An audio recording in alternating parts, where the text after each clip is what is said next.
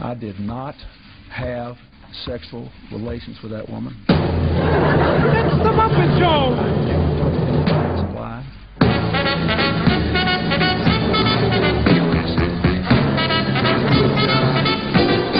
Had relations with which Saddam Hussein was there, stirring up even more trouble in a part of the world that had so much resentment, so much hatred, that people came and killed 3,000 of our citizens. What did Iraq have to do with what? The attack on the World Trade Center. Nothing. The Muppet Show tonight. Why do we always come here? I guess we'll never know. It's like a kind of torture to have to watch the show. Always forward for a better America, for an endless, enduring dream, and read my lips. No new taxes. Celebrational, motivational. This is what we call a Muppet Show.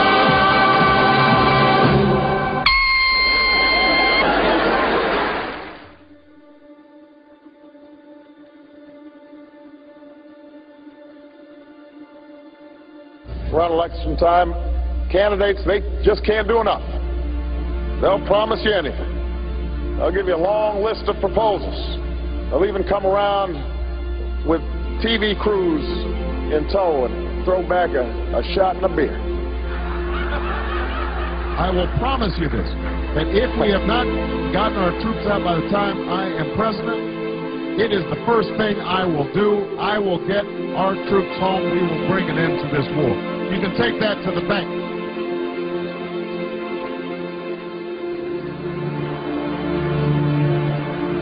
Of different things that you could do early pertaining to executive orders. Right. One of them is to shut down Guantanamo Bay. Another is to change interrogation methods that are used by U.S. troops. Are those things that you plan to take early action on? Yes.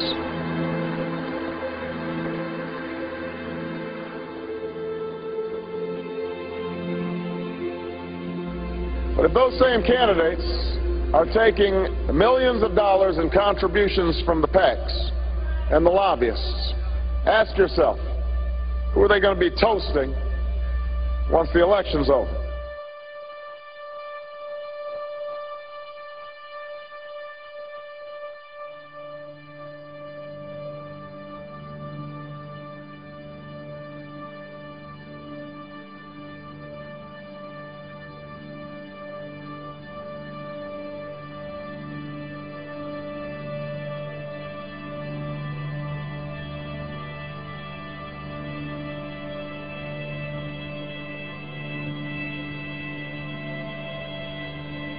You offer no change.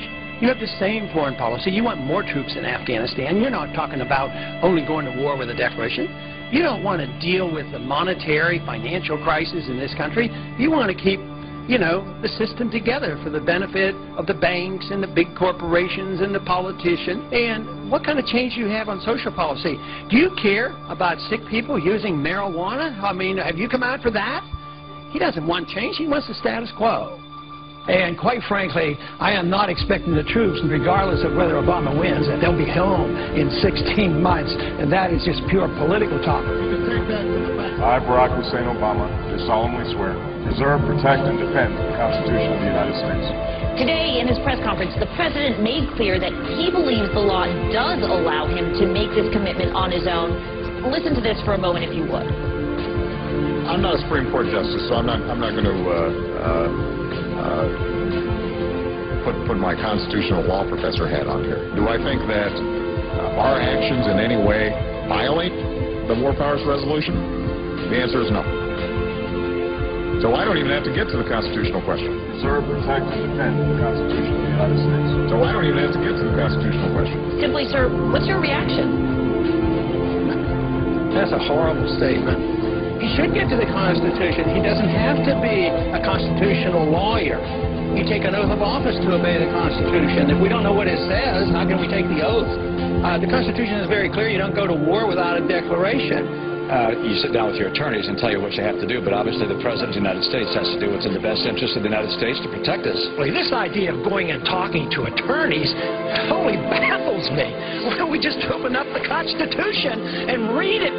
And the Constitution is the law of the land, and we don't have to be the constitutional lawyers to understand that. We don't need lawyers to tell us what to do and not to do, because we shouldn't be in office if we don't understand what the Constitution says. It's plain and simple. I agree now with Ron Paul more than I did in 2008, and we have a choice, and I think this is the choice that's going to happen to us.